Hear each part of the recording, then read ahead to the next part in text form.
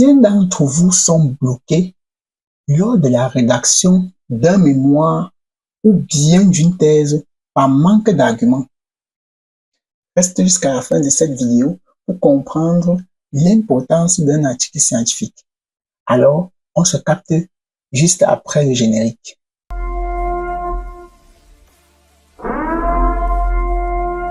Les illimités. Bienvenue sur ma chaîne.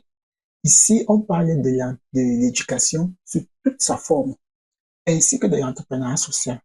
Car je crois fermement que l'éducation est le seul bien durable que l'on peut laisser derrière nous.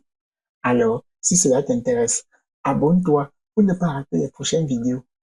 Car ici, on réinitialise tout. Et je sais qu'ensemble, on va faire mal. Salut les gars. Donc ici, je vous présente de façon pratique un article pour qu'on puisse essayer de décrire et comprendre ce qu'il y a là-dedans pour permettre à chacun de mieux connaître ce que c'est qu'un article, les différentes parties d'un article. Vous voyez un peu. Donc là, je vais vous présenter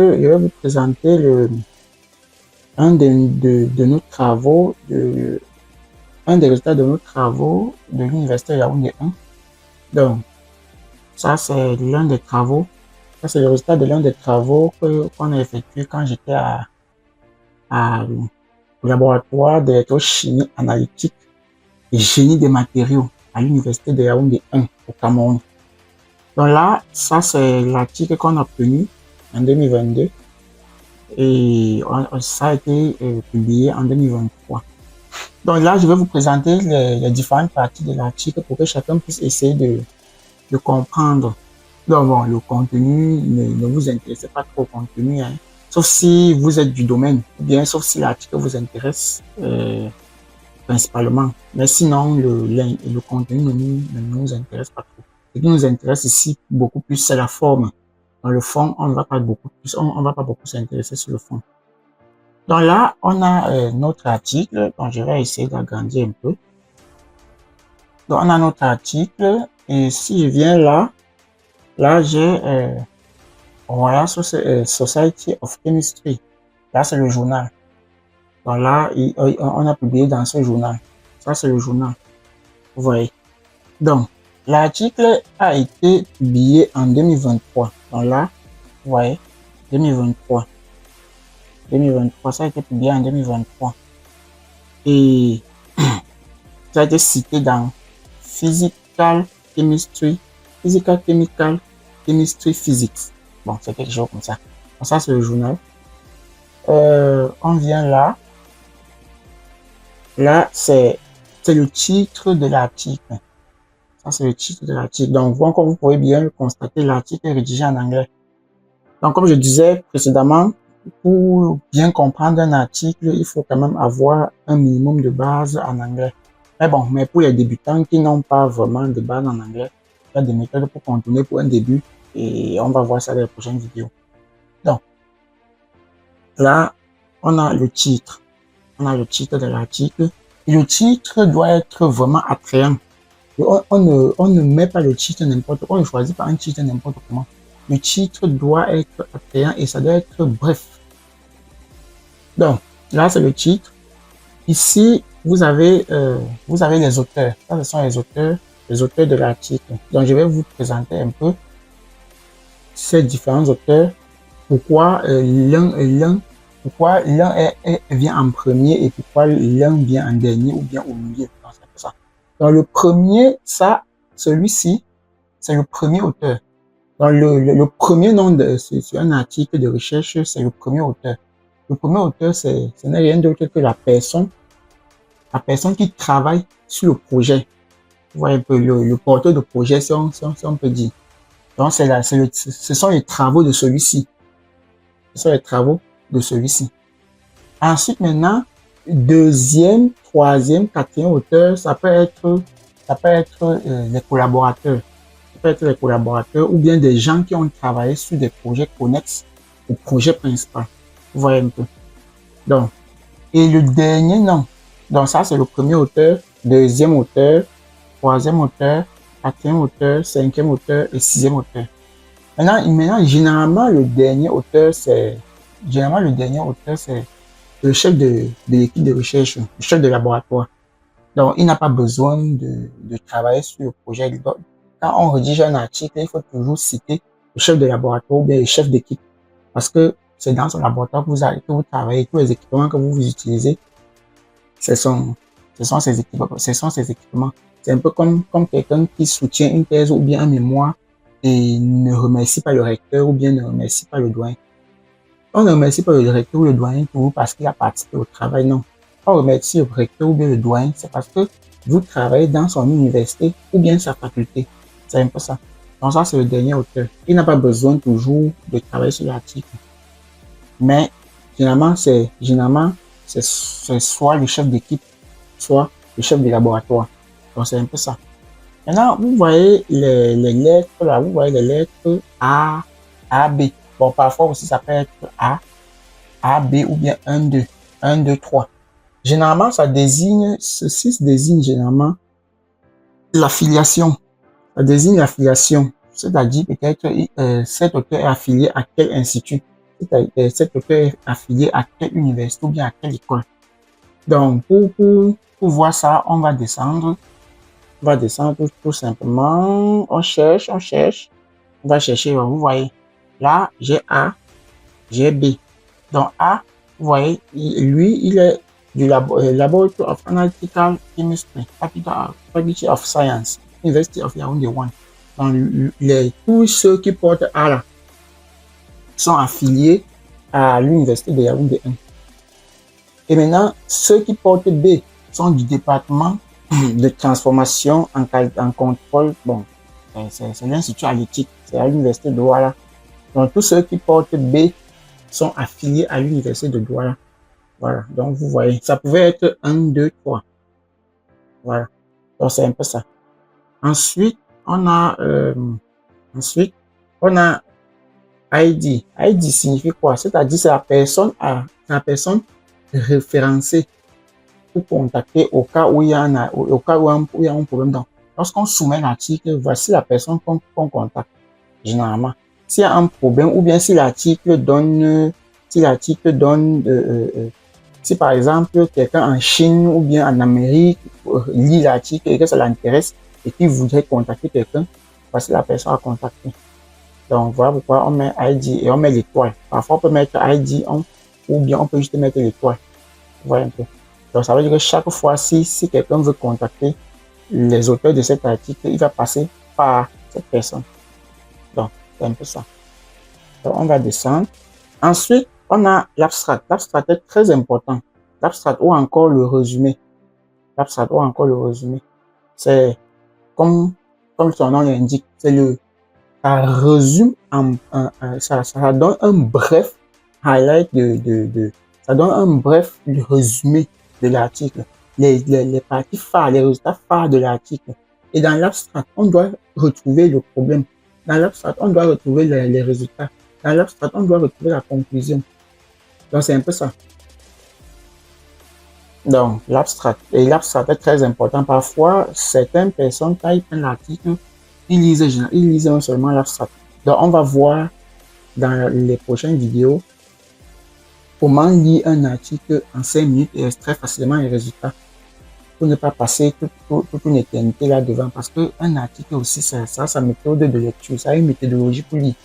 On ne lit pas un article n'importe comment. Donc, il faut vous abonner pour pouvoir bénéficier des prochaines vidéos. Ensuite, donc vous voyez, là, ça a été reçu. L'article a été reçu. Donc, comme je disais précédemment, l'article a été reçu le 11 novembre 2022. Donc, c'est le jour qu'on a soumis l'article au père pour qu'il puisse étudier. Ensuite, ça a été accepté en janvier 2023. Donc, pratiquement 3 mois après, 2 à 3 mois, ça a été accepté. Donc, ça c'est le DOI. Le DOI, c'est un code pour pouvoir facilement télécharger l'article. Donc, on va voir ça dans les prochaines vidéos, comment télécharger un article en utilisant le DOI. Un article de recherche a une structure standard. et permet aux chercheurs du monde de se retrouver facilement, quelle que soit leur langue. Donc, quand on prend un article, que quel que soit l'endroit où on se trouve dans le monde, on sait que l'article doit avoir une structure standard. Et généralement, c'est la structure IMRED pour introduction, matériel et méthode, résultats et discussion. Donc, IMRD, introduction, matériel et méthode, résultats, discussion. Donc, c'est dans cet ordre-là, généralement, que les articles sont rédigés. Maintenant, IMRD, c'est pour les francophones. Et IMRAD pour les anglophones. Pour Introduction, Material, Result and Discussion.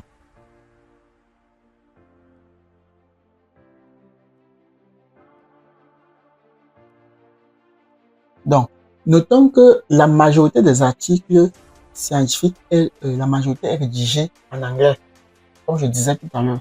Donc, c'est difficile de voir des articles rédigés en une autre langue. Pourquoi? Parce que l'anglais, c'est la langue commune, c'est la langue commune de la communauté scientifique, la langue de la science. Maintenant, on peut aussi voir les articles rédigés en allemand, les articles rédigés en chinois, mais là, on comprend bien que c'est pour une communauté bien précise. Mais si c'est pour un travail qu'on veut faire voir au monde entier, ça doit être en anglais et avec un bon anglais. Donc, que font donc ceux qui ne comprennent rien en anglais et qui sont débutants en recherche? Donc, c'est ce qu'on y reviendra dans une prochaine vidéo pour les techniques de lecture simple et efficace d'un article. Donc, la structure IMRD est pour introduction, matériel et méthode, résultats et discussion. Donc, c'est quoi donc?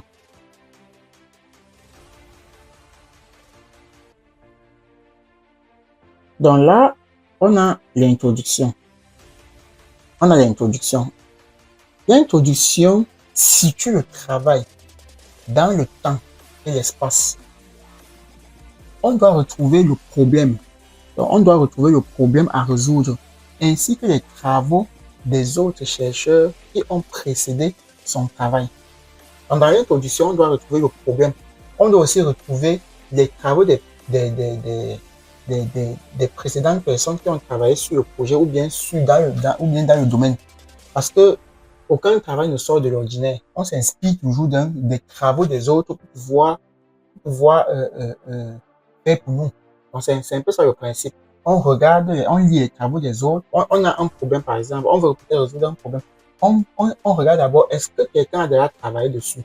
Et pour savoir ça, c'est à travers les articles qu'on a publiés.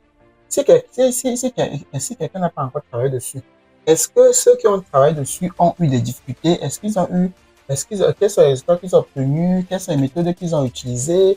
On se bat donc dessus et on voit maintenant le problème qui est peut-être dans le domaine.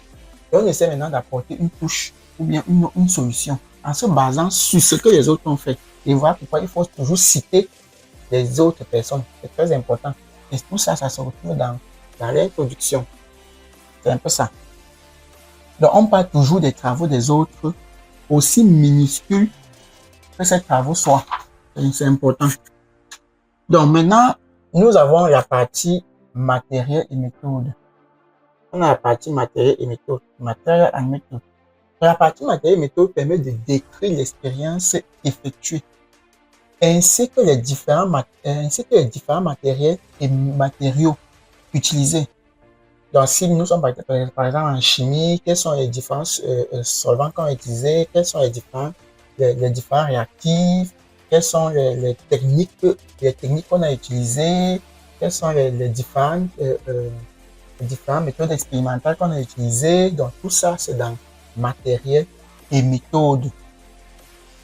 Ceci dans le but de permettre à d'autres chercheurs de reprendre cette expérience à des fins soit de vérification, soit d'inspiration. Donc, tu peux publier ton travail et par exemple, quelqu'un décide que bon, ok, tu avais obtenu tel résultat. Il part au laboratoire, il vérifie. S'il y a un problème, il va te contacter. Donc, c'est un peu comme ça que quand que les gens font pour pouvoir critiquer les travaux des autres. Donc, oh, parce qu'il lit, il ne comprend pas quelque chose. Il part maintenant au laboratoire. À travers tes matériaux et méthodes, il suit le même cheminement pour voir s'il va obtenir le même résultat. Donc, c'est un peu ça. Ou bien à des fins d'inspiration.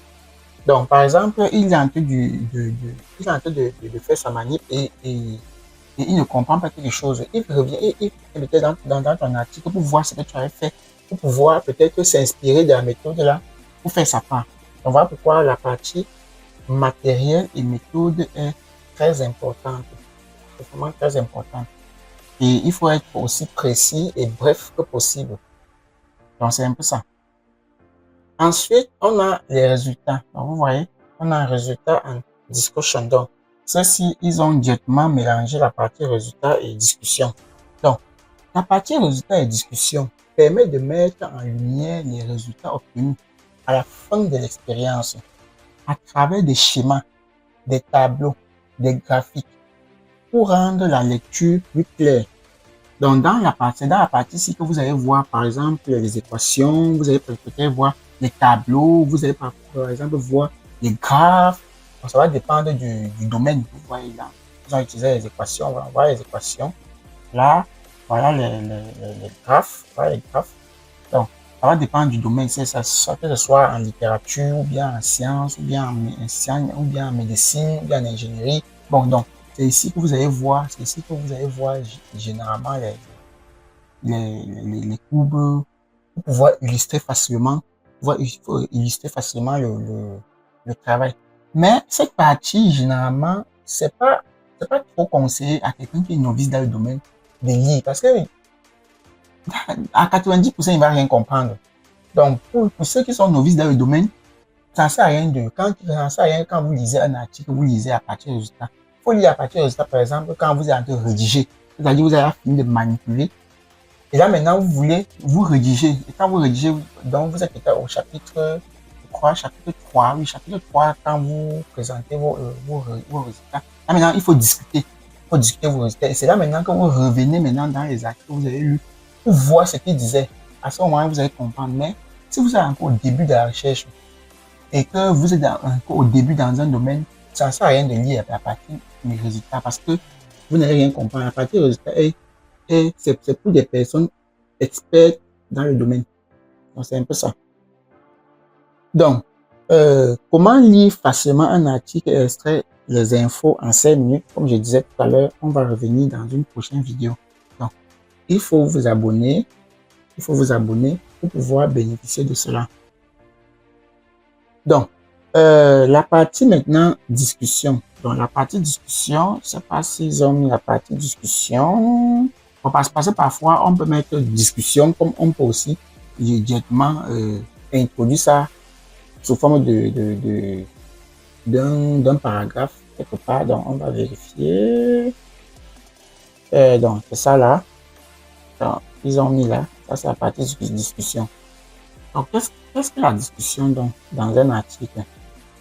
Dans la partie discussion, cette partie permet de commenter et comparer les résultats avec ceux déjà publiés. Elle permet aussi de répondre à l'hypothèse du travail présenté à l'introduction ou expliqué dans la partie matériel et méthode. Donc, c'est un peu ça le but de la partie discussion. Donc, lorsqu'on obtient un travail, pour pouvoir savoir si le travail est bien, n'est-ce pas, il faut comparer aux travaux précédents. Vous voyez un peu. Il faut comparer aux travaux précédents pour pouvoir savoir si on a eu une amélioration ou bien si on est toujours constant. Mais si on obtient un résultat et que c'est plus petit et que c'est plus faible que les travaux précédents, ça ne sert à rien de publier. Puisque quand on publie, c'est pour vous permettre, c'est pour donner l'avancée dans un domaine. Donc, il faut que soit le résultat que vous avez obtenu, soit c'est identique à ce que les autres ont obtenu précédemment, ce qui n'est pas vraiment trop bien. Mais si le résultat obtenu est supérieur à ce que les autres ont obtenu, là, maintenant, ça devient intéressant. Là, ça devient intéressant. Donc, c'est un peu ça.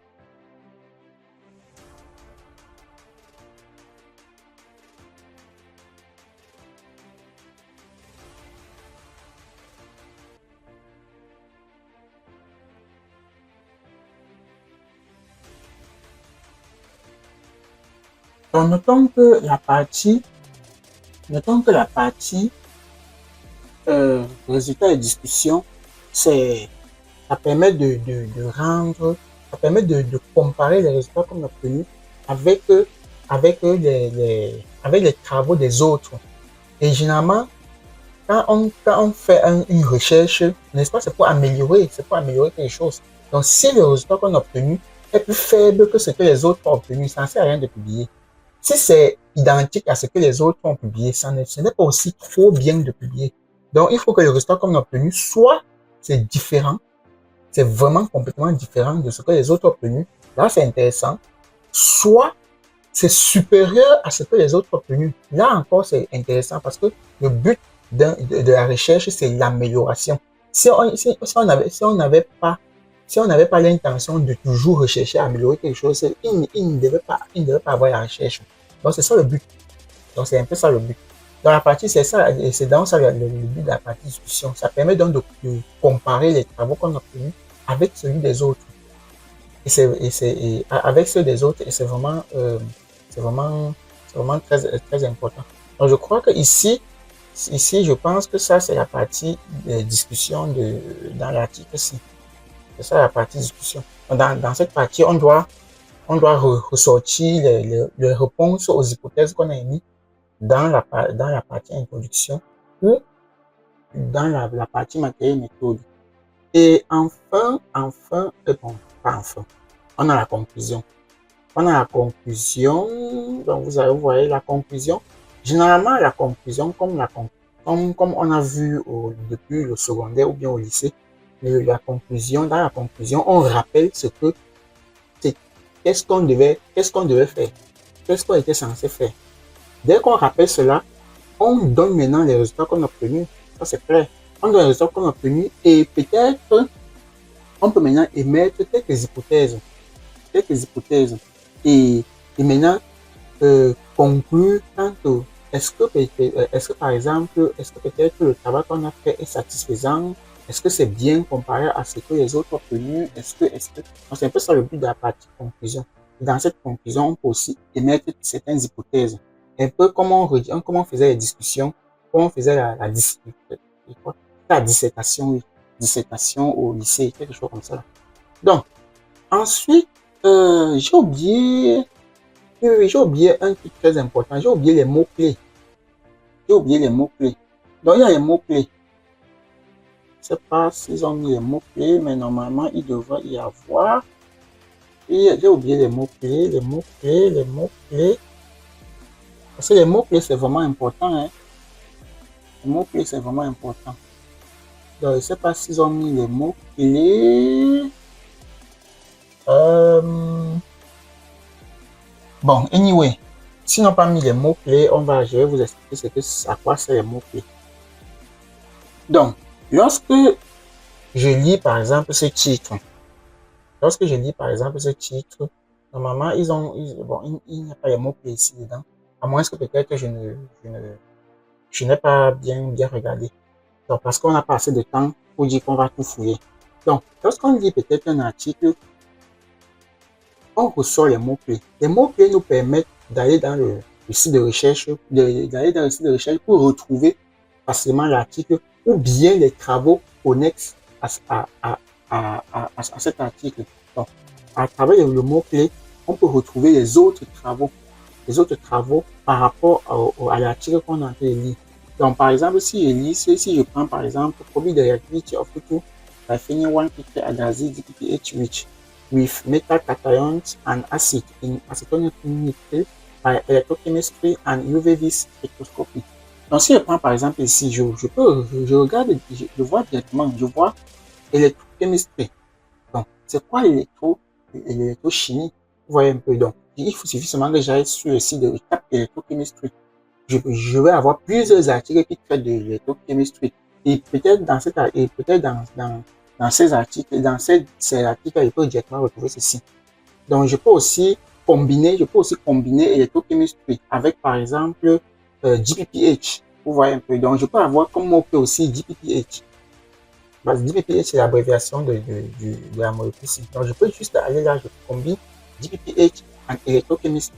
Donc, dans une prochaine vidéo, si ça vous intéresse bien, je vais vous montrer comment rechercher les articles à partir des mots-clés facilement. Donc, c'est un peu ça le but des mots-clés. C'est vraiment très important. Donc, j'ai aussi oublié ça. Généralement, j'ai aussi oublié la partie ici. Les gens oublient facilement, quand ils lisent l'article, ils ne s'intéressent pas généralement à la partie ici. Supplementary information. C'est très important. Supplementary information, ça décrit, parce qu'on ne peut pas mettre tout dans cet article. Donc, si vous partez dans Supplementary information, vous allez trouver comment, donc on va voir qu'ils ont bien décrit la partie expérimentale. Donc, quand on veut bien comprendre la partie méthode et matériel et méthode, généralement, on part dans Supplementary information. C'est encore un autre document. C'est un document connexe à celui-ci. Donc, si on part dans Google Scholar, je tape là, je pars dans Google Scholar. Donc, je vais juste prendre le nom de cet article. Je vais juste prendre ça. Je pars dans Google Scholar. Donc, j'ouvre là. Voilà. Donc, je descends. Vous voyez, Supplementary field. C'est très important. Supplementary field. Vous voyez, ça, c'est un document PDF. C'est très important. Donc, généralement, les gens ne connaissent pas ça. Je clique là, je vais télécharger. Donc, vous voyez, je clique là, ça, c'est, vous voyez, c'est le même article. Vous voyez, pour bien les articles, vous voyez, si je descends maintenant, je vais voir que ça, ce sont les graphes. Donc, si on veut peut-être voir certaines informations, c'est ici qu'il faut regarder. Donc, vous voyez, ce sont les mêmes auteurs. Parfois, dans certains supplementary information, ça peut être, le nombre de pages peut même être supérieur à la page de l'article même publié. Parce que peut-être il y a encore tellement de choses. Donc, il ne faut pas oublier ça. C'est très important. Donc, revenons. Donc, revenons là. On a oublié quoi? Je regarde. Donc, là, ici, vous voyez ça. Généralement, on peut juste utiliser aussi ceci pour télécharger un article. Donc, je prends seulement ça. Je copie là. Je copie. On n'a pas besoin de copier toujours le nom. Je copie, je viens dans Google Scholar. Bon, Google Scholar. Je tape là, tape. Je retrouve encore les mêmes articles. Donc, ça c'est comme un code. Ça c'est comme un code. Ça c'est comme un code. Là c'est le journal. Là c'est l'année de publication. Là c'est le volume. Là c'est le volume. Et ça c'est la page. Ça c'est la page où est décrit cet article dans le journal. Donc si on part dans le journal ci, on part dans l'année 2023. On part dans le volume 25. Et on part entre la page 5282 et la page 5290. On va retrouver exactement l'article ici. Donc, c'est un peu ça. Ensuite, on a quoi encore? On a quoi?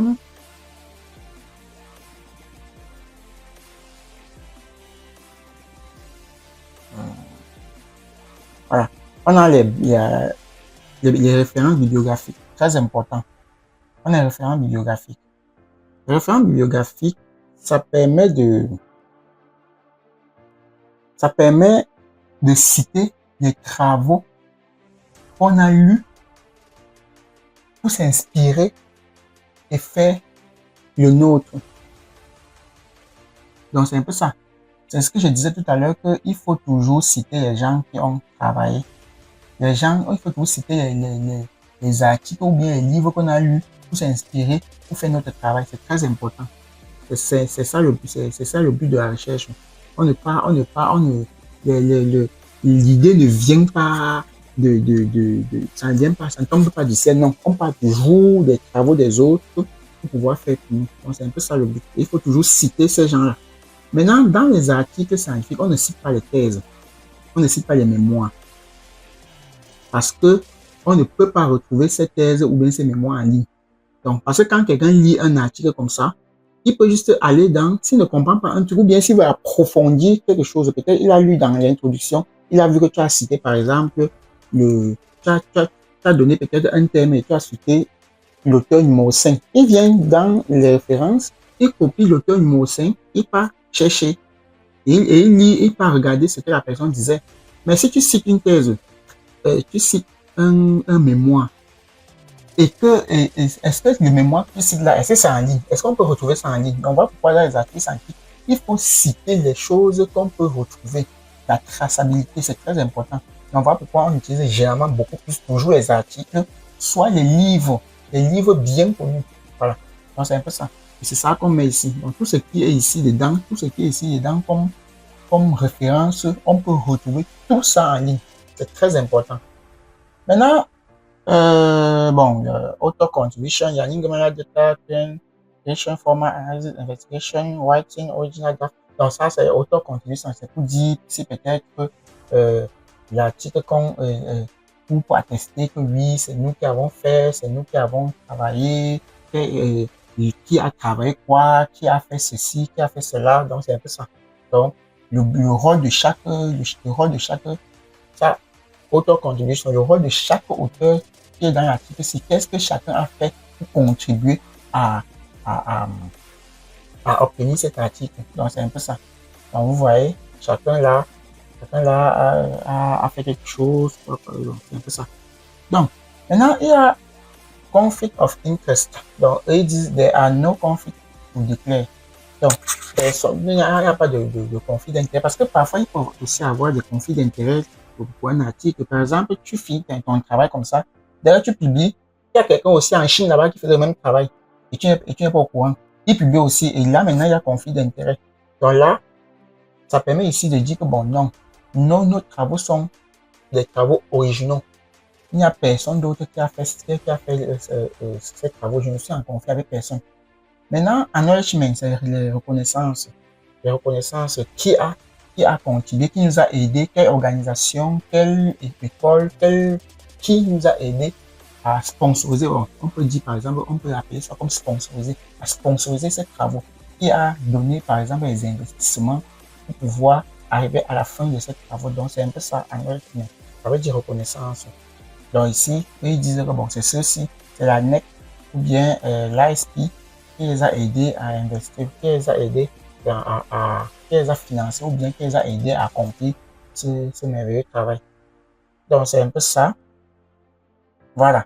Donc, c'est un peu ça c'est un peu ça le but de c'est un peu ça notre article de recherche. Vite, vraiment, si cette vidéo vous a plu, je vous invite d'abord à vous abonner. Donc, il faut faire ça, il faut vous abonner, c'est très important, ça ne coûte rien, c'est moins cher, ça ne vous coûte rien de vous abonner. Il faut liker, il faut liker là, il y a un pouce là, il faut soulever, il faut dire c'est bon, il faut promouvoir la vidéo. Il faut aussi partager à d'autres personnes le lien, il faut partager le lien, vous copiez ce lien, vous partagez à ceux qui en auront besoin, mettez dans le groupe WhatsApp, les chercheurs que vous connaissez, parce que cette vidéo est destinée beaucoup plus à ceux des étudiants du 2e et 3e cycle à l'université, c'est-à-dire master et doctorat. Donc, si vous connaissez quelqu'un qui est en master et en doctorat, cette vidéo va beaucoup l'aider, surtout pour les débutants en recherche. Et parfois, même, il y a même ceux qui sont en doctorat qui ne savent même pas vraiment trop ce que c'est qu'un article. Bon, ils sont juste là aussi comme ça. Donc, il faut partager. C'est vraiment important. Je vous remercie vraiment. Il faut partager.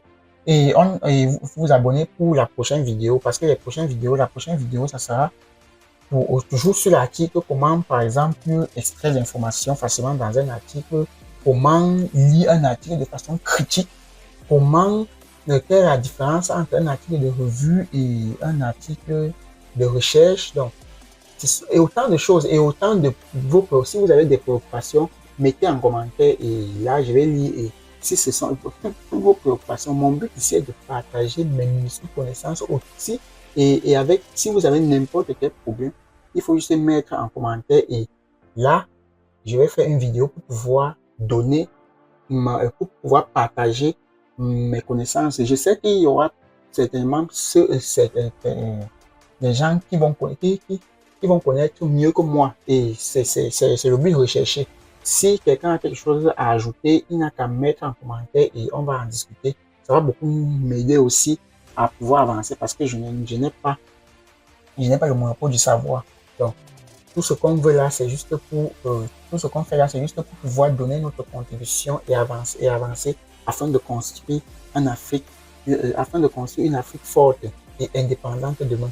Donc, c'est ma façon à moi de contribuer pour le changement de demain parce qu'on ne peut pas seulement passer le temps à bavarder, on ne fait rien. Donc, c'est un peu ça le but. Donc, merci beaucoup et abonnez-vous. On se voit à très bientôt. Restez illimité.